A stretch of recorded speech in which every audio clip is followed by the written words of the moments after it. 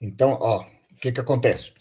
É, na nossa disciplina, como a gente está fazendo o papel aqui do consertador, né? Então, a turma de vocês é o técnico manutenção eletrônica, né? Então, o que que acontece? Eu passei para vocês fazer um treinamento aí, porque é uma das primícias, né, que a gente espera do técnico, pelo menos que ele saiba fazer uma boa solda, né? Porque vários problemas que a gente encontra na nossa área, no nosso dia a dia, né? Você vai se deparar com ter que fazer algum reparo em alguma placa, né? Ou você vai fazer uma solda, ou você vai ter que soldar um fio, soldar uma trilha, né? Você vai ter que fazer algum reparo em alguma placa, né? Se você for trabalhar mesmo numa área que você lida com dispositivos, algum equipamento, né, que tem que fazer uma intervenção mais apurada em placas internas, né, ou até fazer uma solda em um cabo, né. Então, por isso que eu passei essa parte primeira para vocês de fazer solda, né, tanto em placa, quanto em fio e por aí vai. E uma outra técnica que a gente tem aqui, como vocês já estão no TEB 3, eu já considero que você já, aquela parte de componente, né, dos componentes eletrônicos, você já tem que estar bem inteirado dos componentes, né? Saber medir um resistor, saber medir um capacitor, saber medir um diodo, um transistor, um SR. Eu não sei se vocês chegaram a fazer tudo isso nas outras disciplinas, né? De eletrônica, né? Então, aqui a gente já parte da premissa que vocês já são vou falar assim, uns 70% técnico, né? E agora vocês vão aplicar o que vocês aprenderam com as técnicas agora de reparo, tá? Eu vou passar para vocês aqui alguns métodos simples, né? E vocês, a qualquer momento, né, pode interromper a aula e falar alguma coisa que vocês achar mais interessante, ou falar, meu professor, isso aí não existe, ou isso aí está obsoleto, ou isso aí não presta, tá? Eu estou aqui para a gente trocar ideias e achar a melhor forma de passar a disciplina, tá? A minha intenção aqui, igual eu já falei para vocês desde o início, né, é dar vamos falar assim, um entrosamento de toda a eletrônica para resolução de problemas, tá? Então, para isso, a gente tem algumas técnicas que a gente tenta solucionar alguns problemas, tá? Então, eu queria ver a participação de vocês também, principalmente para aqueles que já estão na área trabalhando, né? Independente da área de atuação, como é que faz para resolver um problema, né?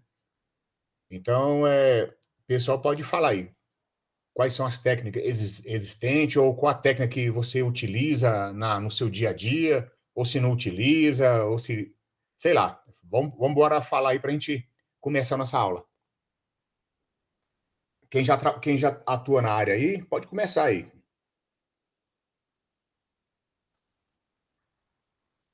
Ninguém? Tá feio, hein, professor? Pô, tá feio, hein, pai?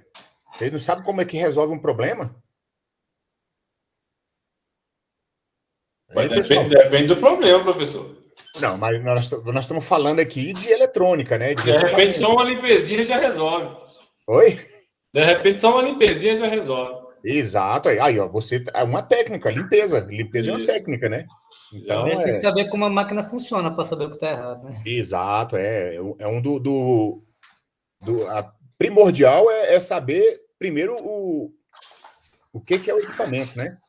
Porque tem muita gente que já, igual no FB mesmo tem isso, né? O cara, professor, já quer mexer no equipamento. Peraí, mas você quer mexer por quê? Não é só chegar e abrir, desmontar e desmontar para falar que você é técnico. Não, pô. Primeiro você tem que saber o que o equipamento faz, né? Para você saber o que ele deve fornecer, né? Porque é daí, partindo disso aí, você já começa a entender pelo menos uma parte da eletrônica que você estudou, você já tem uma prévia noção do que você vai encontrar na frente, né? Certo? Então, isso aí já é um método já bem massivo, né? Porque Tem muita gente que, tipo assim, vamos dar um exemplo aqui de eletrodoméstico, né? Aí você leva, vamos dar um exemplo do micro-ondas aqui, né? Uma coisa mais simples de abstrair. Você pega o micro-ondas e leva lá na assistência técnica e fala, ó, bicho, o micro tá com problema. Aí o cara já chega, já começa a desmontar o aparelho todinho sem saber qual é o problema, né? Tem muito isso aí, tem muitos técnicos desse jeito, né? Não, eu vou desmontar tudo, desmonto tudo, depois monto de novo e vejo o que que é. Não, pô, primeira coisa, né? A gente fala aqui na área médica, né? A gente fala o seguinte: você tem que fazer a anamnese primeiro, não é? Alguém sabe o que que é anamnese? Histórico médico? É um histórico, né? A anamnese é o seguinte: quando você vai no médico, o que todos deveriam fazer, que eles sabem disso, né? Eles aprenderam isso na faculdade, né? Então você chega lá, doutor, eu tô com uma dorzinha aqui no pé da barriga, tal. Pronto. Isso aí é o que você tá sentindo, né? Então, o médico, o que que ele tem que fazer? Tá, pá, mas peraí. Essa dor sua aí começou quando, né?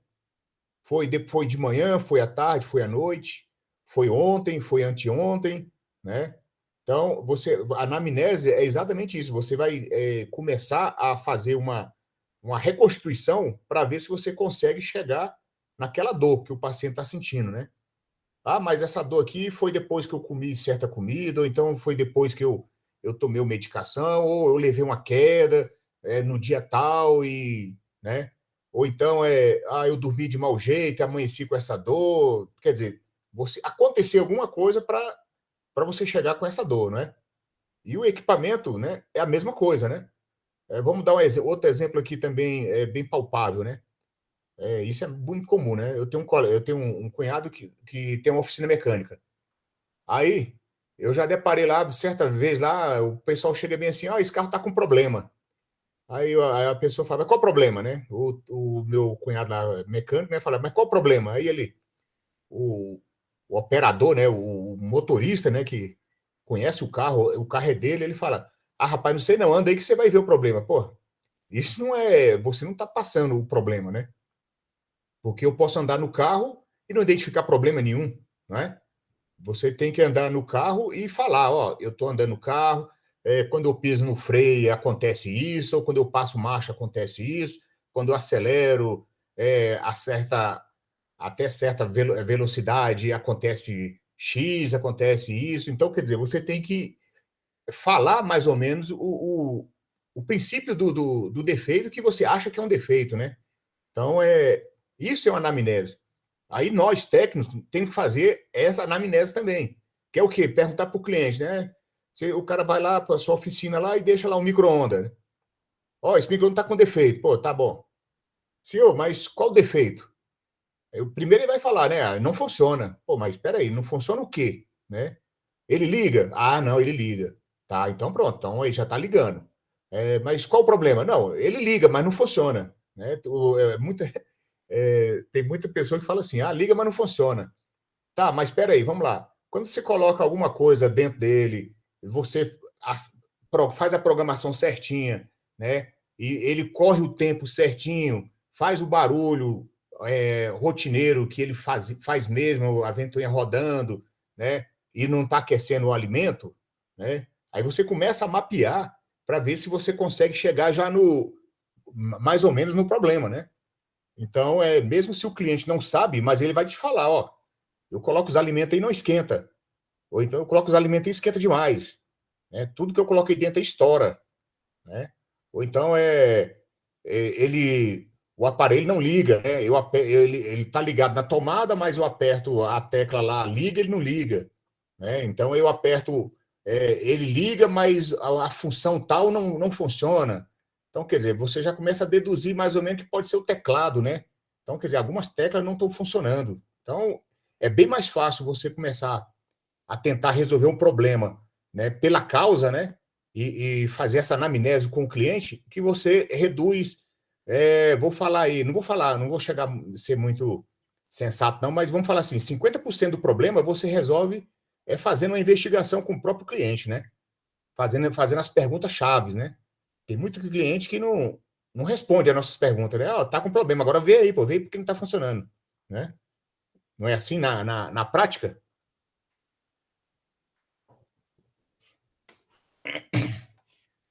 É ou não é, pessoal? Vocês têm que participar, hein? Professor.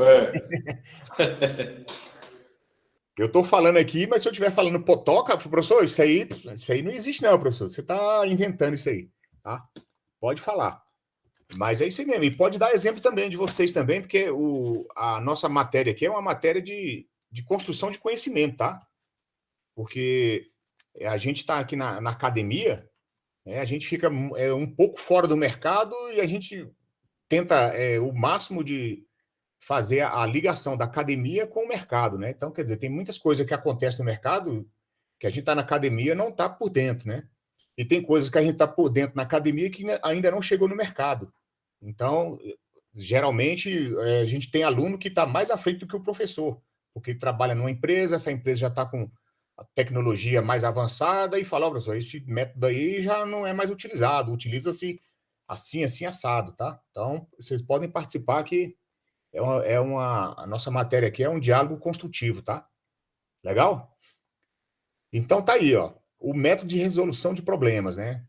Quais são as técnicas utilizadas, as técnicas básicas utilizadas, né? Então vamos lá, né? Isso vai depender, igual eu falei, depende do tipo de defeito, né? E o sintoma existente do defeito daquele equipamento, né? Pedro, exatamente. Geralmente, principalmente na nossa área aqui, que é na área médica, vou falar, 90% dos problemas é o usuário, né? E o usuário é idem, né? Idem para qualquer área, tá? Então, se você vai para a área de telefonia, também é usuário, você vai para a área automotiva, é usuário, a maioria, porque o povo quer usar a tecnologia e sequer ler o manual, né? Então, quer dizer, se eu pegar a máquina de lavar aqui de casa, eu vou apanhar nela, né? Porque eu nem li o manual e nem sei por onde começa, né? Mas a mulher sabe chegar aqui e ligar a máquina todinha, né? Então, se eu quero utilizar a máquina, eu vou ter que pegar o manual dela, dar uma lida para saber a, a função dela, né? Não é só chegar e jogar a roupa ali dentro e apertar um botão, né? Que muita gente só quer isso, tá? Então, a gente tem que saber, igual, eu não sei quem foi que falou primeiro aí, você tem que entender do equipamento, né? Primeiro é saber um organograma do equipamento para saber como é que ele funciona, né? As partes principais do equipamento, tá? Então, vamos lá.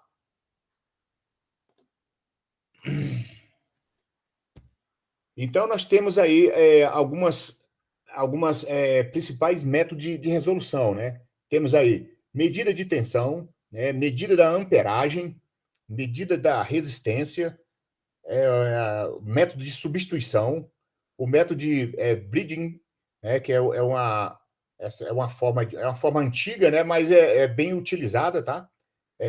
Por método de calor, método de congelamento, né?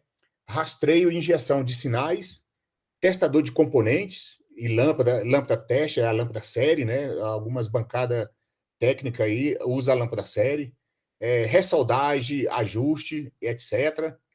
Derivação e análise lógica e injeção de rede, em rede, tá? Isso aí é para equipamentos mais sofisticados, equipamentos ligados em rede, tá? Isso aí é mais para o pessoal que trabalha com rede Firebuzz ou equipamentos de informática mesmo, que tem algum equipamento que está conectado a ele, tá? Então, nós temos aí medição de tensão. Como é que a gente consegue detectar um defeito por medição de tensão? Dá um exemplo aí. Usa o voltímetro para ver se está chegando tensão de entrada. Exato, você vai usar um voltímetro, né?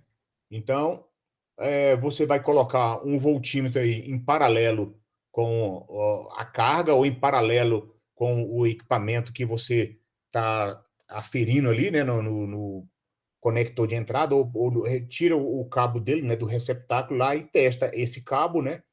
Então, você vai colocar um voltímetro e verificar, primeiro, o quê? Se tem tensão. Ponto final. Primeira coisa, né? O equipamento, se não tiver tensão, não vai ligar, né? Então, ou o cabo está rompido, ou a tomada não está energizada, ou o equipamento, se for um equipamento com bateria, né, verificar a tensão da bateria, certo? E o método da amperagem? Um perímetro, só que com circuito aberto, né? Que ele tem que silenciar. Exato. Você com amperímetro, né? O voltímetro aí, a gente fala o multiteste, né? Então, na função amperímetro, você vai colocar esse equipamento, o amperímetro, em série com o seu circuito, né? E você vai verificar se realmente está passando uma corrente. No caso de quem mexe com alta tensão, né? É mais fácil utilizar o alicate amperímetro, né? Que você não precisa de abrir o circuito. Você, com o alicate amperímetro, para quem conhece o alicate de amperímetro aí, coloca o alicate na linha e você verifica se está tendo corrente, né? Então é um método também de você verificar com o alicate amperímetro, tá? Então, principalmente em equipamentos que consomem mais carga, né? Tipo motores, né? Atuadores, equipamentos mais pesados, o ideal é um amperímetro, tá? E resistência? Ohmímetro, né? Resistência é o ohmímetro, né? Então, um tipo de medição do ohmímetro, o que você vai fazer? Desligar a energia e testar o componente. Não. O ohmímetro, o ohmímetro você vai fazer o quê? Você vai medir o segmento, vamos dar um exemplo aqui, fusível, né? Você vai pegar o ohmímetro lá e verificar, você ligou na tomada, né? Lá você verifica que tem a tensão, mas no aparelho não liga, né? Então você vai verificar ali o quê? Vai verificar a bobina do transformador. Então você vai usar um amperímetro aí, né? Para verificar se o primário dele não está aberto, né? Que o aparelho, se você pega o amperímetro e liga lá no cabo de paciência, desculpa, no cabo de força, né? E você mede a resistência, você está medindo a resistência do transformador. Se esse transformador estiver aberto, ou se antes do transformador tiver um fusível, então com o multímetro ali, né? O amperímetro, desculpa, o ohmímetro lá, você vai conseguir medir a bobina do primário do transformador, né? Juntamente já com o fusível, né? E a chave também, tá? Então você pode medir tanto a impedância ali do transformador, né? E falar em impedância transformador, vocês sabem a diferença de um transformador 110 para um transformador 220? A resistência dele? Já fizeram esse teste? Não, professor. Pois é, porque tem uma pequena diferença, porque um transformador, né, um equipamento que tem um transformador, quando ele está ligado em 110, né, depois eu até pego, nós vamos ter uma parte aqui só de transformador e fonte de alimentação, tá? Então, quando você pega um transformador e ele está ligado em 220, ele está pegando duas bobinas e colocando em série, né? Então, ele pega duas bobinas e coloca em série, então você vai ter duas resistências, né? Ou impedância, né? Em série. Então, essa impedância em série vai ser maior, tá? E o equipamento que tem aquela chave seletora, quando você muda a chave seletora para 110, o que é que aquela chave faz? Ela pega as duas bobinas que estavam em série, que estava 220, e coloca essas duas bobinas em paralelo, né? Então, as duas bobinas em paralelo, eu vou ter uma resistência menor. Então, é fácil você identificar aí o equipamento. Geralmente, os equipamentos que estão ligados em 110, né, você tem uma impedância menor, né, e os equipamentos 220, uma impedância maior, tá? Isso aí depois a gente vai ver na prática aqui, eu vou mostrar para vocês, tá? A gente vai fazer um experimentozinho, experimento não, um teste aqui no transformador, só para mostrar para vocês essa diferença, mas quando a gente estiver trabalhando lá com o transformador, tá bom? Transformador e fonte de alimentação. É um teste simples, né? Mais eficaz, porque se você faz todo o teste, eu verifiquei a tensão, verifiquei o cabo, né? Tá funcionando tudo, mas pô, e agora? No transformador, eu não sei se esse transformador está queimado ou ele está aberto, né? Se a impedância estiver muito alta, ele está aberto. Se a impedância estiver muito baixa, ele está queimado, né? Então é fácil você identificar isso aí. E você sabendo qual a impedância de 110, qual a impedância de 220, então você consegue já diagnosticar isso aí. Tranquilo? E o método de substituição, ou brinde, né? Então, o método de substituição é aquele, né, já que muitos técnicos e principalmente os eletricistas usam, né? Eu vi o cara aqui torrado aqui, opa, eu vou trocar. Então, eu vou e troco o camarada, pronto, né? Então, faça a substituição do componente ali, porque já é uma coisa visual, né? Está no visual. Fala, Antônio.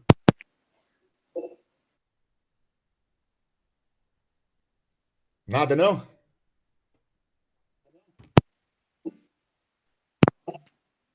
Seu microfone tá ruim, rapaz. Você falou aí, mas a gente não entendeu nada aqui. Tá? Então, o método de substituição aí é isso aí. Eu identifico o dispositivo lá, né, visualmente mesmo. Já, eu vi um capacitor aqui, o capacitor está estourado. Opa, beleza, né? Já ganhei o dia, né? Vou lá e troco o capacitor, tá? Eu vi um diodo aqui queimado, né? Aberto, estourado. Opa, já verifico o seal screen dele lá na placa, né? E já troco pelo um do mesmo valor. Esse é um método de substituição, só porque ele é meio perigoso. Por quê? Você troca um componente, vamos dar um exemplo aqui. Você viu um capacitor ali estourado na fonte, né? Vamos dar um exemplo aqui de uma fonte. Pô, esse capacitor está estourado. Mas ali eu consigo ver no capacitor qual é a capacitância dele e a tensão de trabalho. Eu vou e compro um do mesmo e coloco lá. Aí eu vou e ligo, o que que acontece? Hein? E solta de Aí novo. estoura de novo. E aí, pronto. E agora, né? Então, o método da substituição é perigoso por causa disso, porque, primeiro, não é só substituir. Primeiro você tem que saber, né? Igual a gente falou, conhecer o equipamento, saber também como que funciona o componente, já que ele estava ali no circuito, né? Eu vou ter que saber primeiro tentar identificar o porquê que ele queimou, né? Por que que ele estourou? Será que é uma sobretensão? Ou será que é um capacitor que está mal especificado? Será que é um capacitor que não aguenta a tensão de trabalho ali ou a temperatura, né? Então tem que fazer um estudo mesmo para saber o porquê estourou, não é só chegar e trocar, não, porque você pode trocar aquele primeiro momento, né? Dependendo do tipo de defeito, ele pode ficar funcionando, né? Vai funcionar aí até certo tempo, mas depois vai voltar a estourar. E se você estudar toda a placa, conseguir o esquema elétrico dele, verificar, não, isso aqui estourou porque esse aparelho tem tanto tempo de vida, esse capacitor dura tantas horas de trabalho, a temperatura aqui dentro está excessiva, então ele estava trabalhando sobre tensão ou sobre temperatura, né? Então é um capacitor que o fabricante aqui já não existe mais, então a qualidade dele também não é muito boa. Então você tem que chutar todas as possibilidades, né? Para que o seu serviço não retorne, né? Porque o maior problema nosso da área de manutenção é o retrabalho, né? Já pensou? Você arruma sei lá, arruma um micro-ondas do fulano, aí cobra aí, o micro-ondas custa aí 600, 700 reais. Aí você cobra 150 reais para trocar o capacitor, que geralmente micro-ondas é o capacitor lá que abre ou o diodo, né? Aí você troca o capacitor lá e pronto. Aí você, era só o capacitor, vou trocar aqui e pronto. Ganhei 150 conto. O capacitor custou 10 reais, moleza, ganhei meu dia. Só porque passa uma semana, 2 semanas e esse aparelho volta de novo. Aí você vai ver o capacitor de novo, você troca de novo. Pô, primeiro é o que já ficou na desconfiança, né? Que o cliente vai falar, pô, mas esse cara aí não sabe trabalhar, né, pô? Voltou com o mesmo problema, né? Então tem que dar uma estudada mesmo, ver por que estourou, né? Não é só trocar, tá? Esse é um problema da substituição, né? Vamos falar assim, a substituição funciona em 50% dos casos, tá? Para não falar que não é ruim, tá? Mas 50% dos casos funciona. Porque geralmente quando é um equipamento não crítico, você trocou ali, não tem problema. Agora, quando chega em equipamento crítico, principalmente quando a gente parte para fonte chaveada, né? Quem conhece aí ou já trabalhou com equipamento que tem fonte chaveada, né? Antigamente a gente chamava fonte de rabo quente, né? Porque ela funciona de 80 volts até 260 volts, né? Então, qualquer uma dessas tensões está funcionando. Mas aí quem faz isso é o circuito, é um circuitinho eletrônico, né? Então, os componentes ali são bem sensíveis, né? Então, o capacitor altera, resistor, e pronto, aí o negócio fica feio, tá? O outro método é o método de bridging, né? O que significa ele? Né? Eu tenho um pequeno circuito aqui de um rádio, né? Um detector aqui. Então, o que acontece? Eu vou identificar, né? através de um ohmímetro, através de um outro equipamento que a gente chama injetor de sinais, ou um detector de sinais, né? E vou verificando nos pontos, né? Isso com esquema elétrico, né? Eu com os pontos, né? Lá do esquema elétrico, geralmente os esquemas elétricos ele tem os pontos de teste, né? Então eu vou verificar nesses pontos de teste alguns pontos de tensão, né? Geralmente vários circuitos têm pontos de tensão já determinado. É 5 volts, 3 volts, 15 volts, menos 2, ou menos 12, menos 5, mais 5, e por aí vai, né? Então vou detectando, né? Para identificar qual módulo, né? Qual módulo está com problema, ou módulo ou circuito, tá? Então eu posso fazer esses dois tipos de teste, tá?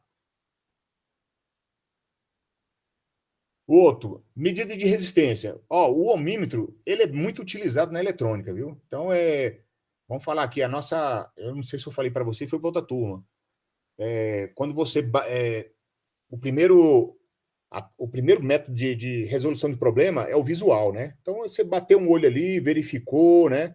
Tal, você já conhece o equipamento, sabe o que que ele faz, tá? O cliente falou provável defeito, pô, você vai lá, abre o equipamento, verifica visualmente, né? Aí, igual o nosso colega falou aí, né?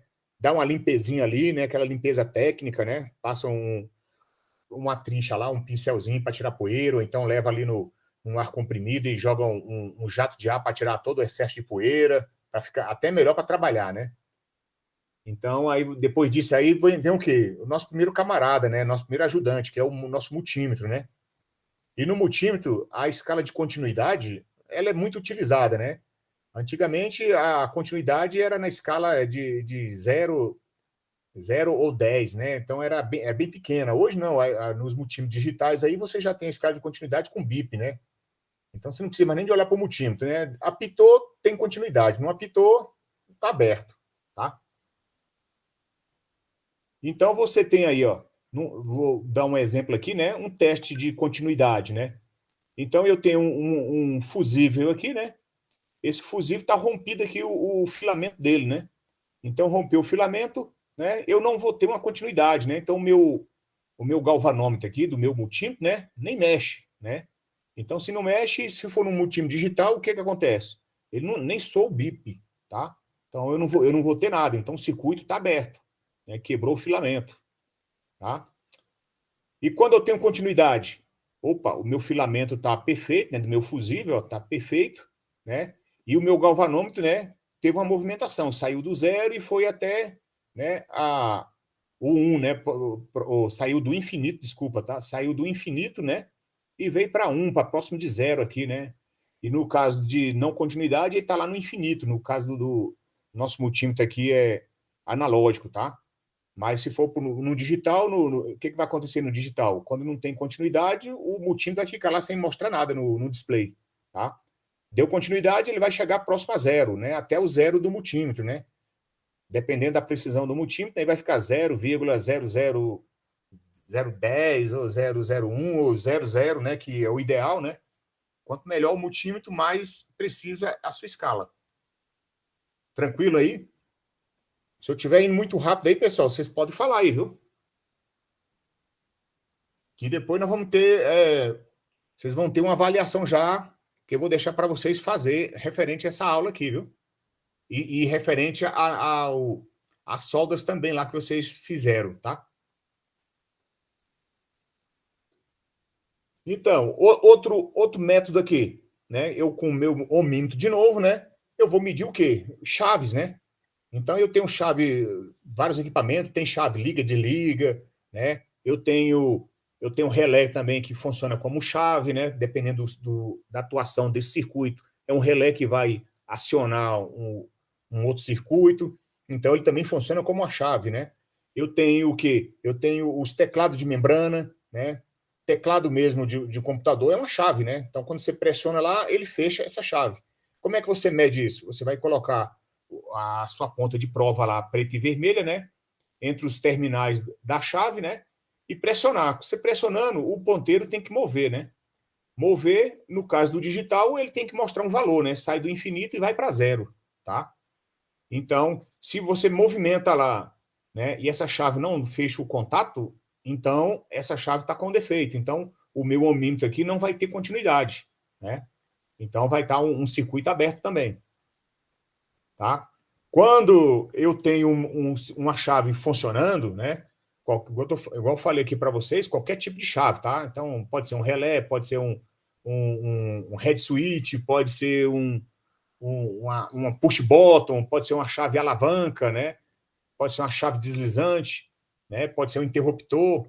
Então, quer dizer, você testou lá, colocou o multímetro lá, você pressionou ou apertou um botão, o ponteiro tem que mover, ou, no caso do digital, tem que mostrar o valor zero, né? Ou próximo de zero, que aí ele está funcionando. Tá bom?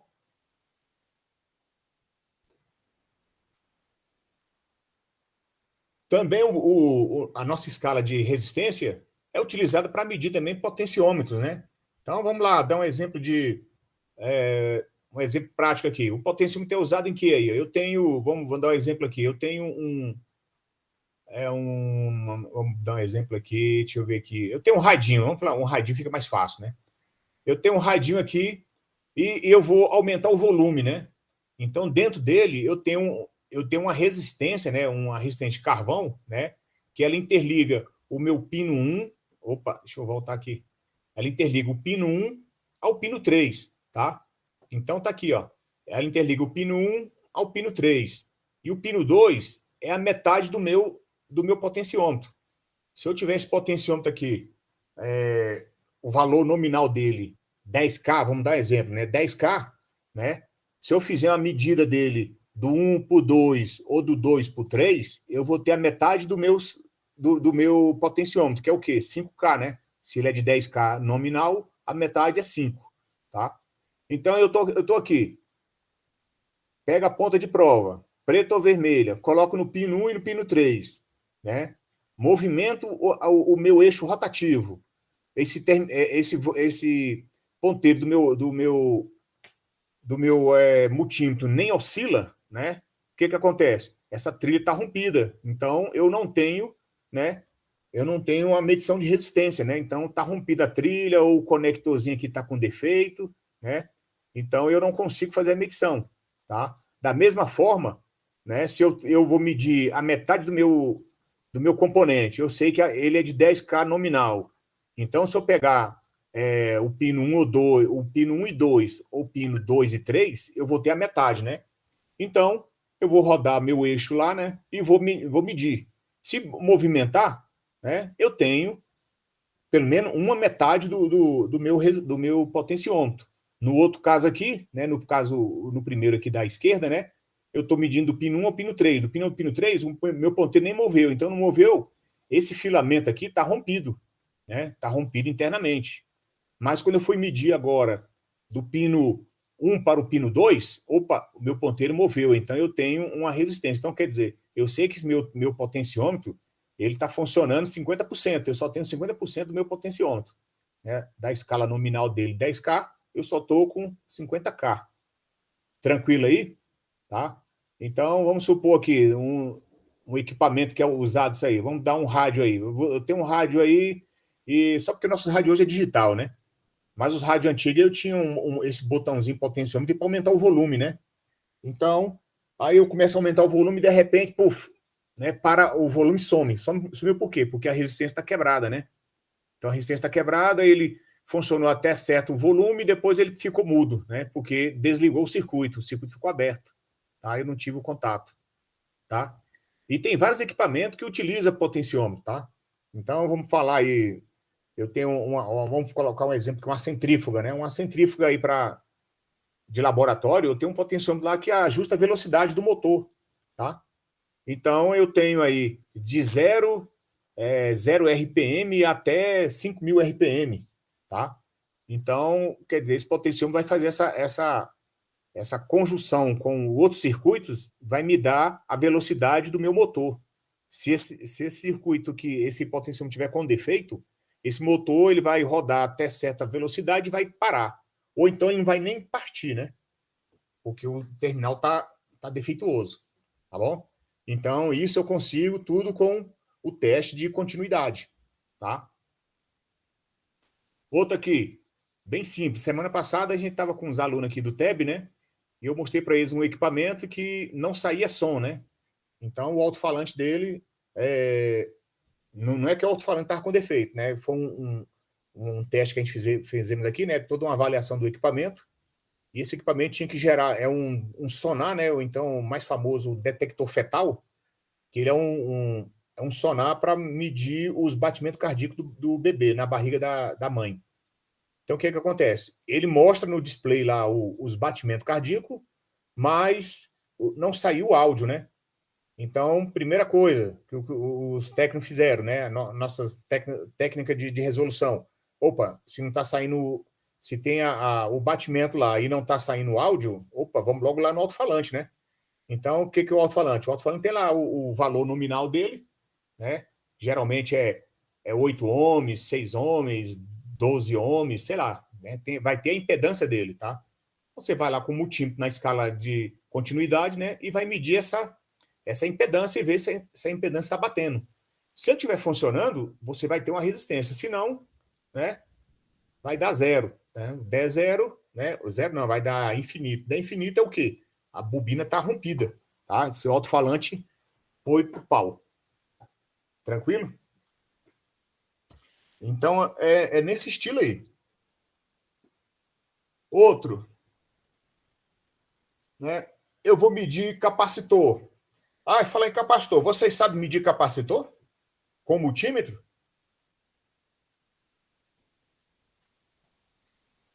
Ou ninguém nunca mediu? Eu nunca pedi, não. Pois é. Capacitor, você tem o seguinte.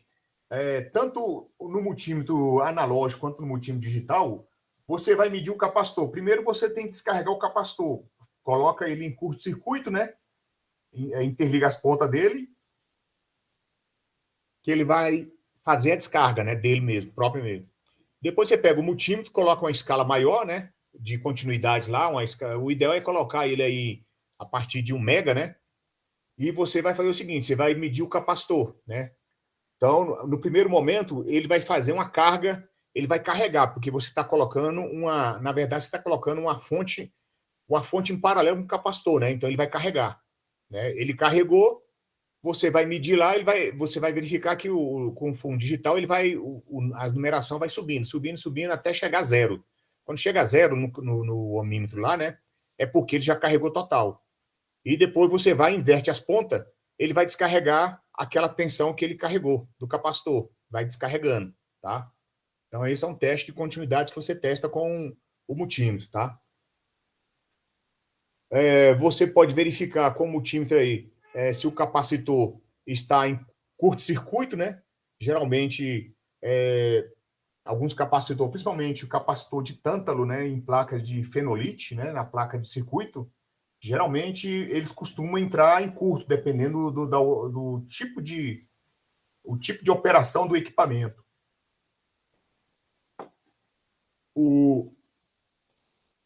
E um outro é o teste do capacitor, igual eu acabei de falar, né? Primeiro eu vou carregar, colocar o capacitor em curto-circuito, né? E carrego ele.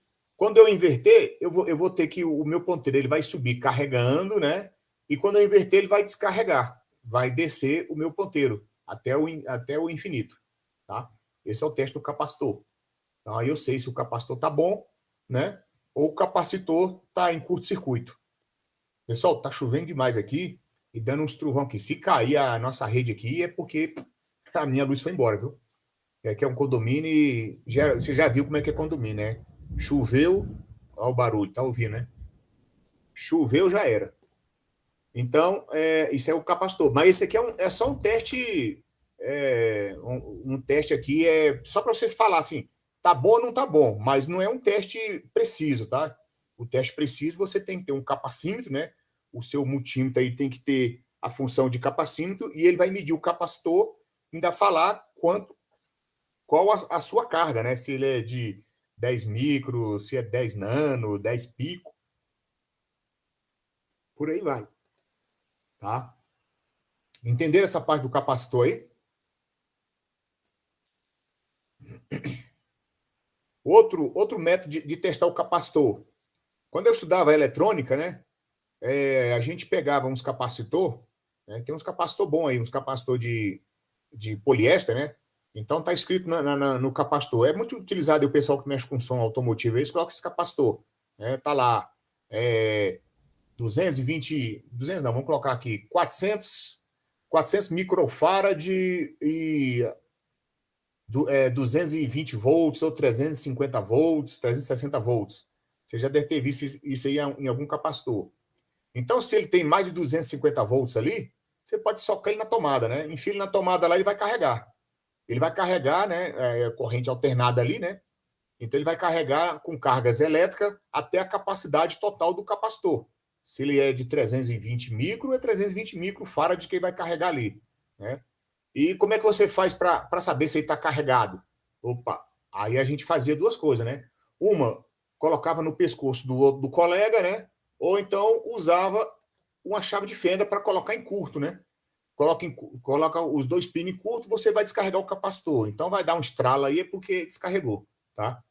Então esse aqui é no caso de capacitor eletrolítico e uns capacitor de poliéster que de alta tensão você consegue fazer esse tipo de teste, tá? Não é o ideal, não, tá? Isso aqui é só uma brincadeira aqui para mostrar para vocês que o negócio carrega mesmo, tá? Mas o ideal para testar capacitor é ter um capacímetro, tá? Então você vai ter um capacímetro lá que ele vai te dar a capacitância real do capacitor. Se ele estiver funcionando, estiver perfeito, o capacímetro vai funcionar, vai te indicar logo. Se não, ele não vai nem conseguir medir. Ou ele vai medir uma capacitância fora da nomenclatura que está no corpo do capacitor. Vamos dar exemplo aí.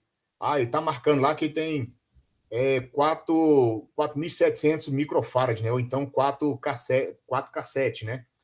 Aí você mede com o capacímetro lá e ele está dando... que geralmente ele faz aumentar, né? Porque ele vai ficando velho, né? Vai aumentando e alguns, no caso da eletrolítica, eles vão diminuindo a capacitância, né? Então ele era para estar com 4.7, está com 2.7, né? Então, quer dizer, lá na frente ele vai atrapalhar o circuito todinho, tá? Porque o circuito foi especificado para essa função. Fora isso, ele não funciona, tá? É o método. Outro método, né? Eu já utilizei muito esse aqui, é o método de calor e o método de congelamento. Alguém sabe dar um exemplo aí desse tipo de resolução de problema?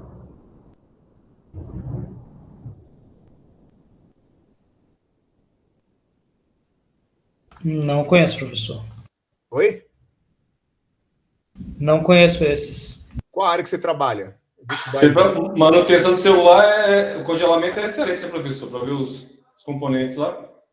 Exatamente, ó. Você tem, né? O primeiro método é o quê? Tem dois: é o calor e o congelamento. O calor é mais simples. Você pega o ferro de solda ali, né?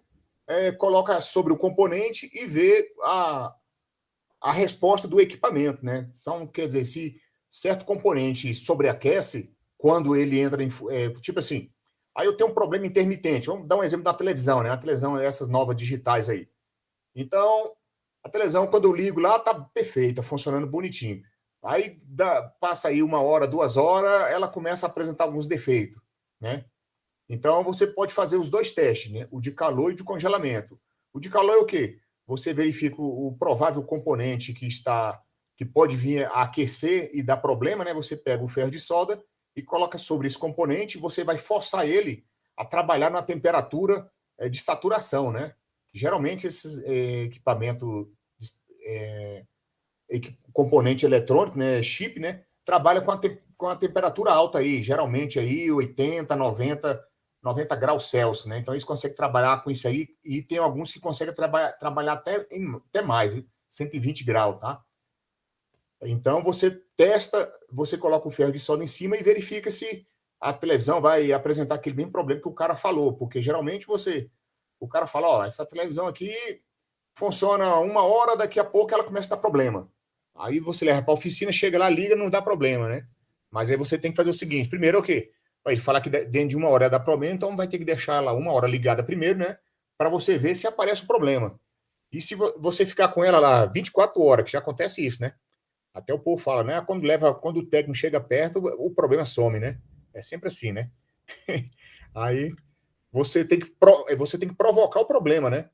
Aí você está falando que com certa hora de trabalho ela começa a dar problema, então você pega o ferro de solda, né? Ou então uma estação de calor, né? Que sopra o ar quente, né? E vai aquecer alguns componentes ali para verificar se o problema aparece, né? Então vai colocar sobre o componente ali e verificar se está dando aquele problema, tá? Esse é um método para o calor. O outro, né? Existe um aerosol aí, né? Um spray, né, congelante, né? A gente chama ele de aerosol congelante. Então ele é próprio para circuito eletrônico, então ele não danifica o circuito, não coloca o circuito, né, os terminais em curto, tá? Você pode usar isso adoidado. Esse aqui eu já usei muito, muito, mas muito mesmo. Que a gente tinha uns equipamentos lá que o bicho, alguns componentes lá, os bichos ficavam igual brasa, né? Torrava mesmo lá, né? Na placa. E a gente não sabia o que que era, então a gente tinha que ligar ele e começar a jogar o congelante nos componentes para verificar qual deles era o provocador de todo o problema, né? Porque geralmente não esquenta, lá no nosso circuito que a gente trabalhava, não esquentava só um, né? Esquentava vários, né? Então você tinha que vir congelando um por um para saber qual deles estava com problema, porque um que sobreaquecia começava a colocar os outros também curto, né? Porque são circuitos paralelos, né? Então começava a dar problema no circuito. Igual você falou aí, celular. Celular, você vai usar muito congelante, né? Então você vai usar o congelante ali, o aparelho está funcionando para verificar solda fria, para verificar algum componente está começando a dar defeito na própria placa, né? Então você joga o congelante em cima ali, ó, matou, tá? Então é muito utilizado, tá? Mas isso são técnicas de manutenção, tem alguns lugares que não usa isso aí, tá? Mas são ferramentas que a gente tem em mãos para poder tentar chegar a uma solução dos problemas, tá? Então, um outro problema muito, muito recorrente, por isso que eu falei para vocês, né? Solda fria. Então, você bateu o olho na placa ali, né? Antes de qualquer coisa, né? Você abriu o aparelho lá, vamos tirar essa placa, vamos dar uma limpezinha nela, passa um álcool isopropílico na parte da solda, né? Para limpar, deixar tudo bonitinho, limpinho, né? Limpa do outro lado dos componentes. E na placa da solda, do lado da solda, você vai verificar os tipos de solda, né? Se tiver uma solda meia feia, você vai ter que limpar essa solda e refazê-la de novo. Vai verificar se as trilhas estão intactas, né? Geralmente a placa sofreu alguma pressão, tensão e ela envergou e quebrou a trilha. Então você tem que verificar isso. Geralmente a trilha quebra bem no pé da ilha, né? Onde é soldado, que é muito difícil você ver. Então, aí, mais uma vez, você vai ter que pegar o multímetro, né? E com teste de continuidade, seguir as trilhas, né? Para ver se está tudo bonitinho, tudo soldadinho, tá certo?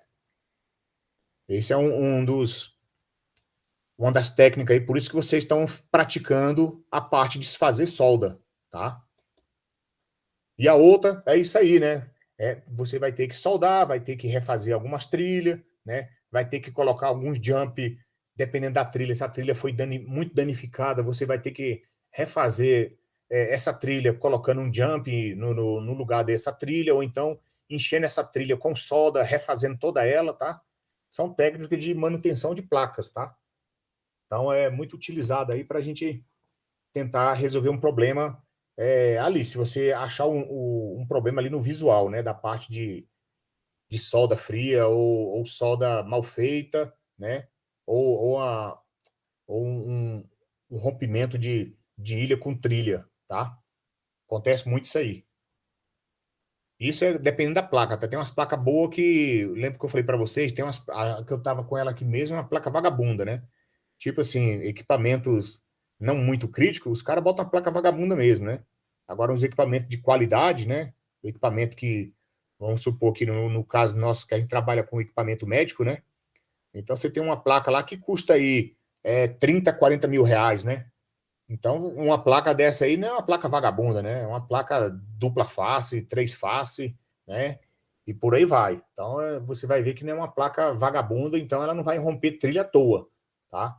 Mas acontece, né? Pode ser um defeito de fabricação que com o aumento da temperatura, né, de um componente está lá do outro lado, né? Vamos supor, eu tenho um resistor numa fonte lá que ele está sobreaquecendo, né? Então ele sobreaquece a placa e derrete a solda, que eu já vi muito isso, né?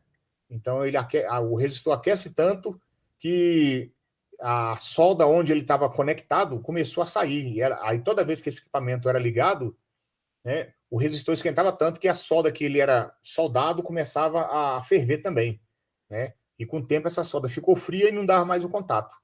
Aí tivemos que tirar e colocar um resistor, né? Um resistor de cerâmico que aguenta uma temperatura maior, né? Então é uma outra coisa também que tem que estudar, né? Então a gente resolveu o problema do resistor que sobreaquecia, colocamos, ele era um resistor de fio, né? De fio não, de carvão, né? Acho que era até um de carvão mesmo, era de carvão. Aí a gente substituiu ele, colocamos um de cerâmico, né? Com alta dissipação de potência, né? E resolvemos o problema. Então, quer dizer, ele dissipava, mas como ele era cerâmico, né? Então ele não passava tanta temperatura para os seus fios de conexão. Com isso a gente resolveu o problema. E os testes semicondutores? Vocês tiveram aula de eletrônica, né? Ou estão tendo agora, analógica? Já teve. Já teve? E quais outros aulas que vocês estão tendo agora? Projetos, manutenção e controle de processo. Não. O controle de processo com o Thiago, né? Isso. O dele é mais teoria, né? Então, mas aqui, só recapitulando aqui, lá na eletrônica, lá vocês tinham o diodo, né? O diodo é o nosso semicondutor mais básico, né? Que a gente tem. Então, para dar um exemplo do diodo aqui, vou dar um exemplo do LED, né? Então, o LED nada mais é do que um diodo, né? Um diodo que eu tenho a sua polarização, né? N e P, né? Então, N, a sua camada N, né? Que tem os seus elétrons, né? E a camada P, tá? Então, eu tenho um fluxo de elétron, né? Que ele sai sempre do positivo, né? Para o negativo, tá? Esse aqui é o nosso circuito convencional, tá? De eletrônica, tá? Então aqui eu tenho os elétrons, tá? Não é corrente não, tá? Aqui é os elétrons, tá? Então os elétrons saem do polo positivo aqui para o polo negativo, tá? Fazendo essa condução quando alimentado por uma fonte de tensão, tá? Então aqui eu tenho nossa camada PN aqui, do nosso diodo. Do diodo ou do nosso LED, tá? Nosso primeiro semicondutor, tá? Então, aqui eu tenho a nossa camada de valência aqui, né? Que vocês viram lá com o professor de eletrônica, né? Essa camada de valência, quando dependendo da sua tensão aplicada aqui, você vai começar a ter elétrons que vão passar de um lado para o outro e fazendo com que esse camarada conduz e ele vai conduzir certa polaridade dele, né? Então, vamos supor, muito utilizado em fonte de alimentação, fonte de retificadoras, né? No caso do LED, para acender aí um painel indicador de alguma coisa, né? Sei lá, no caso do nosso computador aqui, eu tenho um LEDzinho aqui que acende para indicar que o monitor está ligado, né? Então, o LED tem 1000 utilidades, né? Então, eu tenho aqui só um esquemático dele aqui, simbólico, né, para mostrar para vocês a parte interna do nosso semicondutor. Mas o que é interessante para nós é isso aqui, ó, é o teste, né? Como que eu testo um diodo, né? Vocês sabem testar um diodo? Quem já testou um diodo? Ninguém testou um diodo? O Pedro falou no zap aqui, professor, que já testou. Brincadeira. Tem que testar, porque vocês fizeram eletrônica lá, vocês montaram algum circuito, eu acho que vocês montaram algum circuito e botaram o diodo lá, não botaram? Se não botou um diodo, botou um LED. No mínimo, botaram um LED. Fizeram acender um LED. Lá com o professor... Vocês fizeram... Paulo, professor Paulo. Com o professor Paulo lá, vocês não acenderam os LEDs lá no protoboard lá com o Arduino? Isso. Pois é, então vocês entenderam o LED. Agora, como é que você sabe que o LED está funcionando, né? Ou o diodo está funcionando? Então, você vai ter que pegar na escala ohmica lá, né? Os multímetros digitais, hoje ele já tem um teste de diodo, né? Então, ele é mais fácil, né? É mais tranquilo, tá? Mas se você tem um multímetro aí analógico, ou então um multímetro que não tem teste de diodo, você vai colocar na escala lá de resistência, né? A escala de resistência vezes 10 ou vezes 100, né? E medir, né? Você vai colocar lá, aqui, como essa imagem aqui é preta e branca, mas aqui está mostrando aqui, ó, o positivo. Vocês estão vendo meu mouse aí, né? Então aqui eu tenho o positivo, né? Ele vai aqui aonde? No anodo, né? Ele vai no anodo e o negativo vai no catodo, tá? Então, com essa configuração aqui, né? Eu vou ter uma movimentação do meu galvanômetro, né? Meu galvanômetro vai me dar uma medida, né? Então eu vou ter uma medição de corrente que passa, que eu estou colocando aqui o quê? A bateria do meu multímetro, né? Em paralelo com o meu diodo, tá? Então eu vou ter uma condução de corrente. Então aqui eu estou gerando uma bateria. Então eu estou fazendo essa configuração aqui, ó. Eu estou colocando uma bateria e medindo meu diodo, tá? Então, com isso eu faço a medição do meu diodo. Ele vai, geralmente, os diodos funcionam aí dependendo do tipo de diodo, né? Porque aí eu não vou entrar em detalhe aqui dos diodos por enquanto, tá? Só quando a gente estiver trabalhando com fonte lá que eu vou falar dos diodos, tá? Então, meu diodo aqui, eu tenho os diodos aí a partir de aproximadamente aí 100 ohms, dependendo do tipo de diodo, né? Até 600, 700 ohms, tá? Eu vou ter essa medição. Então, ele conduziu, ele vai medir isso aí, né? Ele não conduziu, aí eu vou inverter. Quando eu inverto aqui, ó, coloco o meu positivo, né, agora no catodo, né, e o meu negativo no anodo. Né? Quando eu faço isso, o meu ponteiro, né, nem movimenta, né, fica no infinito. Tá falando que está no infinito. O meu ponteiro nem movimenta, né? Por quê? Porque não está conduzindo, porque ele está ele tá ligado aqui reversamente, né? Então, quando ele está ligado reversamente, ele não conduz, né? Então, eu não vou ter a condução. Então, quer dizer, eu meço de um lado, ele vai conduzir, meço do outro, não vai conduzir, tá? Aí, se eu aumentar a escala aqui, colocar aqui em mega, né? O ideal é botar em 200 mega para verificar se também não tem fuga, né? Que ele pode estar tendo uma fuga. Se o diodo tiver uma fuga, ele não vai funcionar bem no circuito, tá? Então, acontece muito problema de diodo em fuga, tá? Principalmente em fonte chaveada. Fonte chaveada é danada, viu? Fonte chaveada, você vê os problemas que dá, é complicado, tá? Dá uma surra na gente que não é só brincando, não. O outro é o nosso camarada aí, né? O nosso transistor, né? Os transistores, como vocês sabem aí, não sei se vocês chegaram a ver os transistores também, né? Nós temos o transistor aí, é o NPN e o PNP, tá? Alguém sabe me falar por que é NPN e PNP aí? A polarização. É a É negativo, polarização. positivo, negativo, positivo, negativo, positivo. Exato. E se tiver só imagem? Sabe identificar só pela imagem? Quem é NPN e quem é PNP? Sim, pelo emissor. A setinha subindo ali é o negativo, né? Quando ela está descendo é positivo.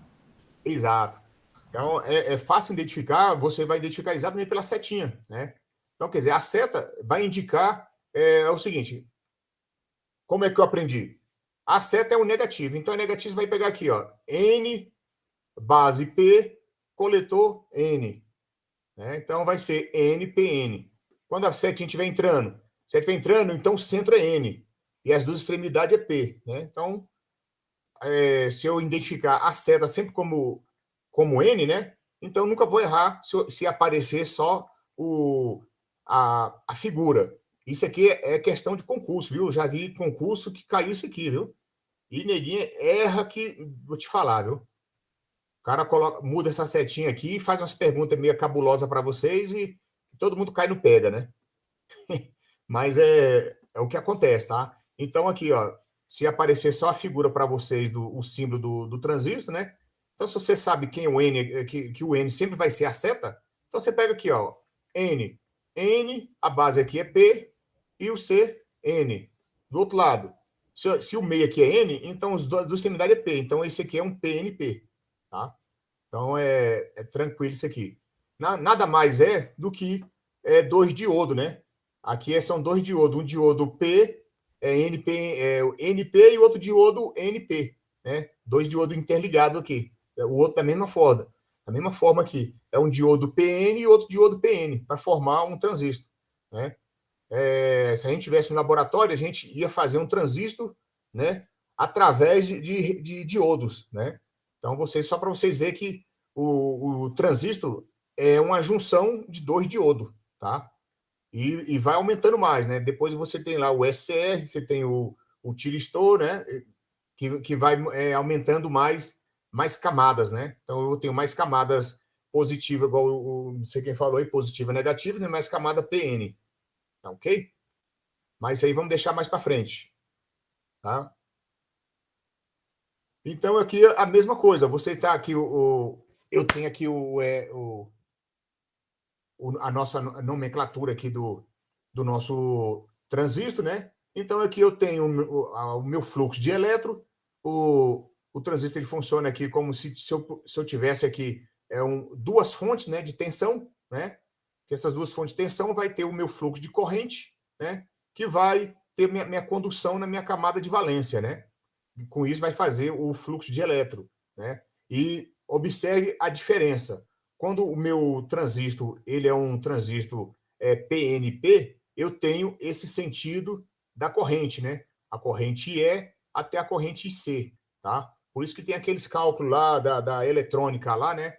Que vocês já estão, não sei se vocês chegaram a fazer a polarização do transistor na eletrônica, né? Não sei se vocês chegaram a fazer isso lá, mas é isso aí. Então, aqui eu tenho a nomenclatura, né, do meu outro transistor, o meu transistor tipo P, né, que é o NPN, tá? Então, aqui eu tenho o meu fluxo de corrente também, né, conforme vocês podem observar aqui, né, a entrada, né, e a saída, né, e minha corrente de base, né? Só que dessa vez agora, minha corrente de base aqui, né, ela é positiva, né? Ao contrário do meu PNP, a corrente base é negativa, tá? Então, aqui você pode observar a diferença dos dois. Eu não vou entrar em detalhes aqui, porque isso aqui não é não é o nosso foco. Eu só trouxe isso aqui só para dar uma embasada no que nós vamos fazer agora, tá?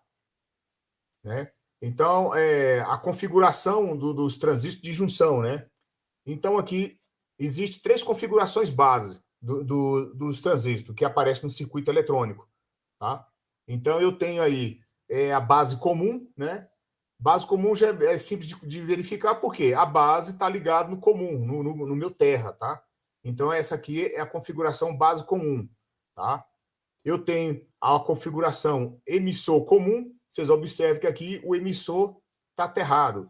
Isso aqui também é questão muito de concurso, viu? Concurso na área de eletrônica aí, eles gostam de pegar isso aqui e fazer o pega com vocês, viu? É danado os caras, viu? Então, ele muda isso aqui. E o outro é o coletor comum, né? Então, você observa aqui, ó, o coletor vem aqui por cima, né? E vem para baixo. Ele podia ter feito esse circuito diferente, né? Só pegar esse mesmo circuito aqui e invertido aqui, ó, né? Para colocar comum. Mas não, ele pegou e fez essa outra volta aqui, ó, para confundir a cabeça dos cabras, tá? Então, concurso público na área de eletrônica são esses peguinhas, assim, essas coisas mais simples, né? Que pega mesmo na prova lá. O cara vai fazer umas perguntinhas básicas aí, né? Se for o CESP mesmo, depois vou mandar uma prova para vocês, né? No estilo da do CESP, para vocês verificar como é que é como que os caras fazem as questões para pegar os técnicos, né? Então, quer dizer, aquele técnico, só trocador de placa, trocador de componente, que não sabe não tem um pingo de noção de fazer uma pequena análise, né? Ou não conhece os componentes e a função de cada componente, vai errar a prova todinha, tá? Eu vou mandar uma provinha para vocês, só para vocês verem como que essa prova é, tá? Para vocês analisarem as questões e o que eu estou falando, tá bom? É por isso que eu quero que vocês, além de conhecer o componente, saber a função dele e ver pelo menos uma pequena parte dele aplicada aos circuitos eletrônicos, tá bom? Então, nós temos aí essas três configurações: base comum, emissor comum, coletor comum, tá? Então, eu tenho aí as minhas três configurações, né? A base comum, emissor comum e coletor comum. E a função do transistor, né? Quando eu tenho um transistor configurado na base comum, né? Então eu tenho aqui um alto ganho, né, de tensão, né? Eu tenho o meu ganho de corrente é baixo, né? A minha impedância de entrada, né, também é baixa e já a impedância de saída é alta, tá? Então eu tenho essa configuração aí. E o ganho de potência dele aqui é moderado, tá? Então, esse tipo de configuração aqui, dependendo do circuito que vocês trabalham, né, ou do equipamento que vocês pegarem lá, isso independente dele, se ele tiver configurado, se você bate o olho no transistor lá, pega o esquema elétrico e verifica, opa, esse transistor aqui, ele está configurado para trabalhar como base comum. Então, esse transistor aqui, ele tem um alto ganho de tensão, né? Tem um alto ganho de tensão e uma impedância alta, né? Então é um circuito de potência, né? Então um circuito de potência e tem uma potência dele aqui moderada, tá? Então você já pelo menos já bate o olho lá no transistor e já sabe como é que ele funciona, tá? Pelo menos o básico dele, ele tem que funcionar nesse estilo. Já o emissor comum, né? O emissor comum ele tem o quê? Ele tem um alto ganho, né? Ele tem um alto ganho de entrada, tá? De tensão e tem um alto ganho de corrente. Então ele tem tensão e corrente altas, né? A entrada dele é moderada, né? E a saída alta também, tá? E o ganho de potência dele é alto.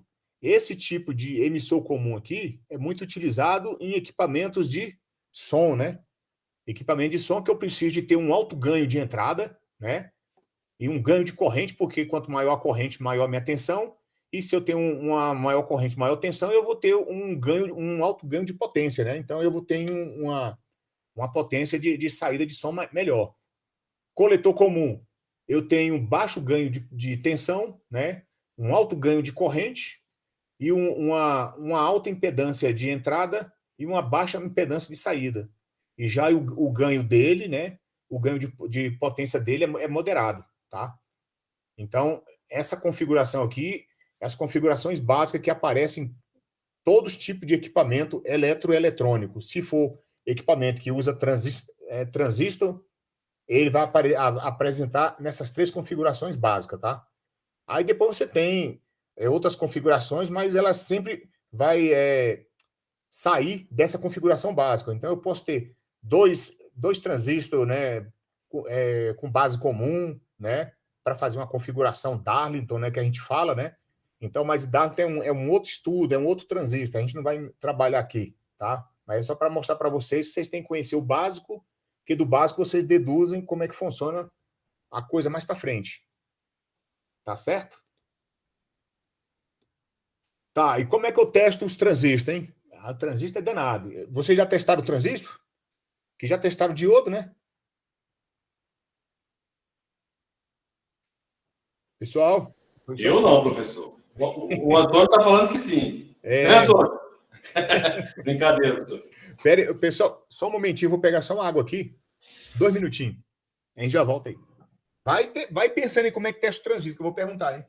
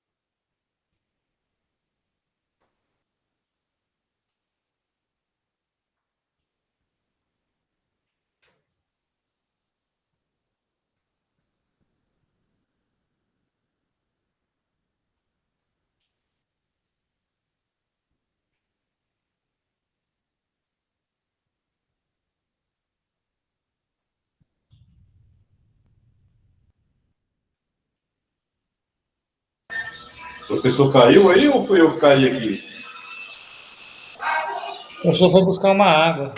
Ah, tá.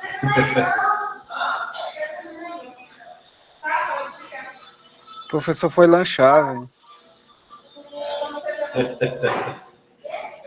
Responde para ele aí, Antônio. Não, é contigo, viu, Marcelo? Tá mais Você pro que sabe Gabriel. tudo aí. Gabriel é que sabe. Eu não sei de nada. Tô voando. Eu tô tentando aprender ainda. Tá doido. E aí, pessoal? Mas é fácil demais, professor. Oi? É fácil demais para testar. É fácil, né? Então, como é que é teste no transistor? Vou colocar um tipo na escala de diodo. Aí vamos colocar uma ponta positiva, a vermelha na base. E a preta nas outras duas, dois pinos. Aí o valor aí tem que dar o valor de meio diodo. Foi que nem você falou, são 2 diodos, né? Exato. Então tem que dar o valor de 1 quando vai colocar. Tem que dar o valor de 1 quando vai tirar a medida aí, sei lá, explicar, não é isso? É exato, é. Você já tinha falado antes. Exato. O diodo, o teste dele é simples, né? O difícil, primeiro, é o seguinte: é saber quem é quem é a base, né? Para você poder fazer os testes, né? Se não conhece, você tem que ir lá no datasheet dele, né? E verificar, tá? Porque no multímetro digital é meio complicado de você achar quem é o base, emissor e coletor. Mas já tem alguns multímetros, né? Principalmente os digitais mais novos, né? Ele tem um receptáculo lá que você coloca o, o transistor lá, né? E ele mede o transistor, né? Inclusive, ele mede o transistor, fala se ele é NPN ou PNP e ainda fala o beta dele, né? Não sei se você já viram esse tipo de multímetro, né? Então, quando você não conhece o transistor, né? Você pode fazer. Esse é um teste rápido, né? Já com o equipamento, né? Então, você não conhece o transistor. Você pega o transistor, coloca lá no multímetro, né? E ele vai, testa lá para vocês lá o canal do multímetro, né? O transistor lá, fala se ele é NPN ou PNP, e ainda fala o beta dele, que o beta dele que vocês precisam do beta para poder fazer o cálculo para ele trabalhar no ganho na região de trabalho dele lá, na região crescente dele, né? Então é isso aí. Mas se você não tiver isso aí, o que você vai ter que fazer? Na escala ômica também, né? Ou então na escala de diodo, né? No caso, um multímetro digital, né? Aí já tem lá a escala de diodo, ou BIP, né? Então você vai identificar quem é a base, né? E você vai fazer mudar o pino aí, né? Ou preto ou vermelho, dependendo do transistor. Se for NPN ou PNP, você vai a base você vai trocar o cabo preto ou vermelho, né? E você vai medir de um lado, ele vai conduzir, igual você acabou de falar. Você vai estar medindo da base para o emissor, da base para o coletor, você vai estar medindo um diodo. E vai ter mais ou menos aquela medição que a gente viu lá. Vai estar dependendo do tipo de transistor ali, vai estar de 100 a uns 600, 700 ohms, né? Então, você vai medir isso aí, tá? E se você inverter, não vai ter que medir nada, né? Então, vai ter que dar infinito, tá? Então, é esse tipo de teste. É um teste bem simples, tá? Opa, passou direto aqui. Então, aqui eu tenho a base emissor, né? Eu tenho aqui, ele vai conduzir, né? Olha, observa o primeiro aqui da esquerda, né? Eu estou aqui fazendo a medição de base emissor. Então, aqui, ó, ele conduziu, ele saiu do zero e conduziu, né? Eu tenho aqui o vermelho, o preto, né? O negativo, que é o preto, na base, né? E o vermelho aqui no emissor, né? Então, ele conduziu. Quando eu faço a inversão, ele não conduz. Por quê? Eu estou medindo o diodo, né? Então, um lado do diodo conduziu, quando eu troquei, o diodo não conduziu, né? Do coletor, né? Base coletor, a mesma coisa. De um lado, ele vai conduzir, porque eu estou com um diodo, né? Conduzindo, e quando eu faço a inversão, eu não tenho a condução, tá? Então, eu estou medindo outro diodo. E quando eu vou medir do emissor com coletor, o que acontece? Eu estou pegando positivo com positivo ou estou pegando negativo com negativo, né? Lá dos diodos, né? Então, eu não vou ter condução nenhuma, tá? Então, aqui não conduz, tá? Você pode observar aqui, no último aqui da direita, né? Eu tenho aqui o preto e o vermelho, né? Tá no coletor e no coletor, né? E se eu inverter também, coletor e emissor também não vai funcionar, tá? Então, esse aqui é o teste básico para um transistor UJT, né? Os transistores os nossos transistores mais simples que a gente tem, tá? Na aplicação da eletrônica. Mais na frente, nós vamos falar dos FET, né? E dos MOSFET, tá? E o JT e o SCR são os mais básicos, tá? Então, aqui, continuando no teste aqui, ó, né? Se eu tenho uma medição aqui, né? Eu tenho aqui, ó, base, emissor e coletor, né? Então, eu tenho baixa impedância aqui, né? E se eu aumentar, se eu fizer um curto-circuito, né? No segundo multímetro aqui, eu pegar minha base e colocar em curto com o emissor, né? O que vai acontecer? Ele vai repetir esse daqui de cima, né?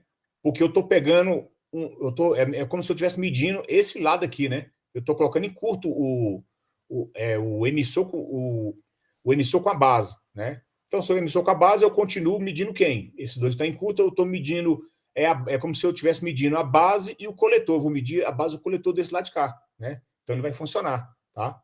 E do outro lado, a mesma coisa. Se eu inverter ele, né? Ele vai conduzir, né? Para o outro lado, né? Negativamente, tá? Se você observar aqui no meio, aqui, ó, o meu ponteiro tá no primeiro aqui, tá no meio, né? Então, ou ele vai para um lado ou vai para o outro, tá? Então, é só um método de teste que você pode fazer, tá bom? Deixa eu ver o que mais. Ué, acabou aqui. Perguntas? Por hora nenhuma. Hã?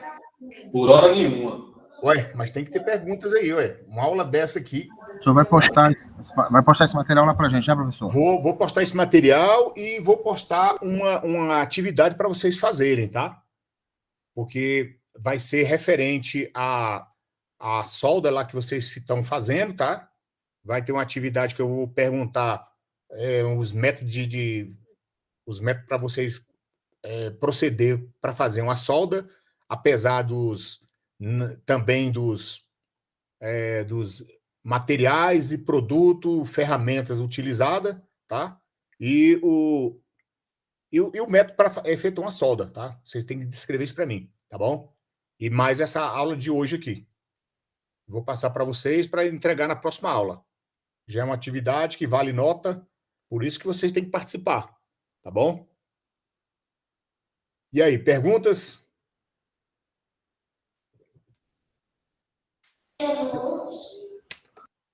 Não entendi aí. Quem falou aí? Foi o menininho. Foi o que, professor? Mimimi? Não, foi um menininho que falou aí. Eu escutei algum menino falando aí. Tá. Não foi, não?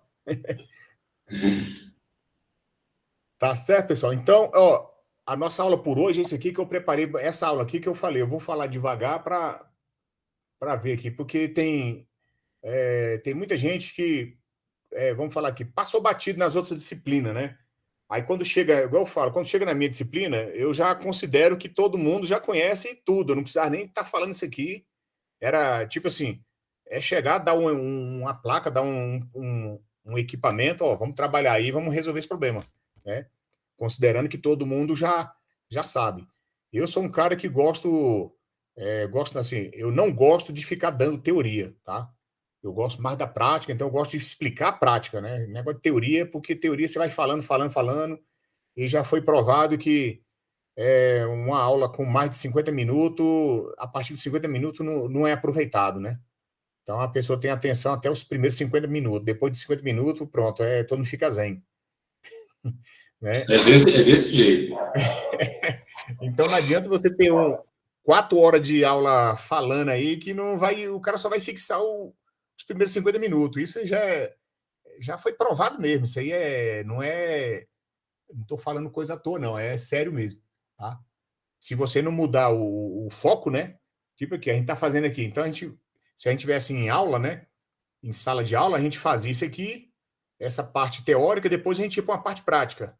Porque aí você muda o foco, né? Opa, você tomou atenção 50 minutos, agora parte para a prática, pronto. Na prática, o cara vai estar com atenção 100%, né?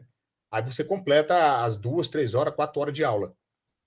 Mas na teoria só, infelizmente, é complicado.